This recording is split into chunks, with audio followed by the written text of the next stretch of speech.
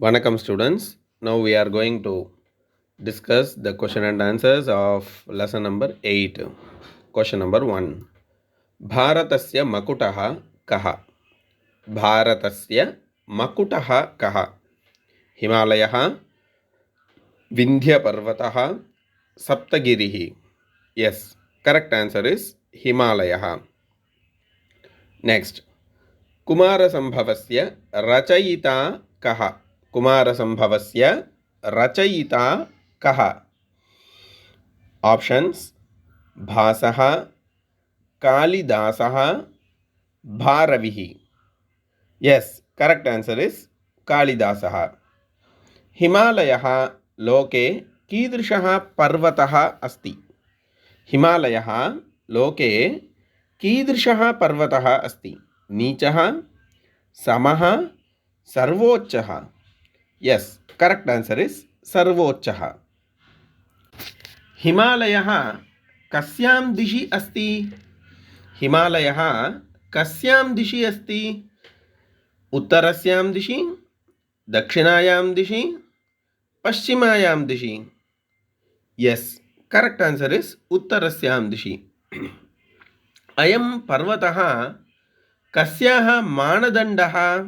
अयं पर्वतः कस्याः मानदण्डः? समुद्रस्य, पृथिव्याः, आकाशस्य? Yes, correct answer is पृथिव्याः. केन उपदेशेन हिमालयः वत्सः अभवत्? केन उपदेशेन हिमालयः वत्सः अभवत्? पृथुना, दिलीपेन, रामेन? Yes, correct answer is पृथुना. कस्य कलङ्कः दोषः न भवति? कस्य कलङ्कः दोषः न भवति? सूर्यस्य, बुधस्य, चन्द्रस्य? Yes, correct answer is चन्द्रस्य. नेक्स्ट. हिमालयस्य उन्नतशिखराणि केषां वासस्थलानि?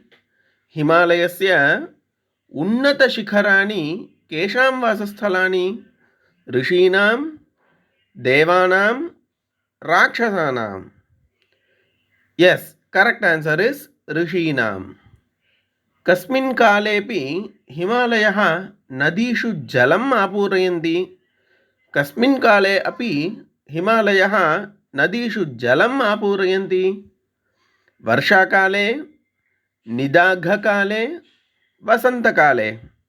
यस, करेक्ट आंसर इज निदाघकाले. ग्रीष्मकाले हिमाः कीदृशाः? ग्रीष्मकाले हिमाः कीदृशाः भवन्ति?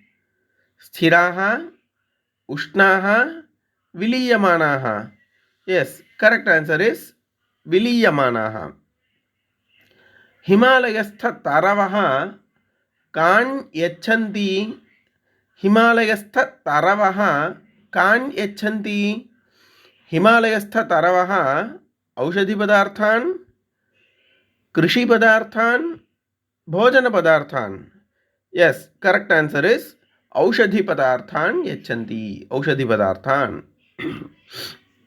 भारतवर्षस्य डैश हिमालयः एव मुख्यः हेतुः?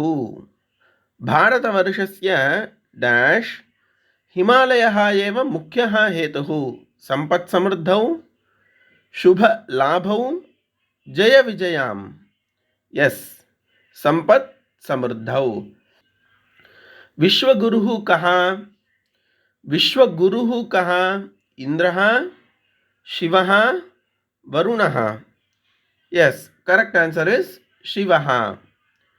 सुता संबंध विधिना हिमालयः कथं व्यपदिश्यते? सुता संबंध विधिना हिमालयः कथं व्यपदिश्यते? गुरूणां गुरुः, देवानां गुरुः, विश्वगुरोर्गुरुः? यस, करेक्ट आंसर इज विश्वगुरोर्गुरुः.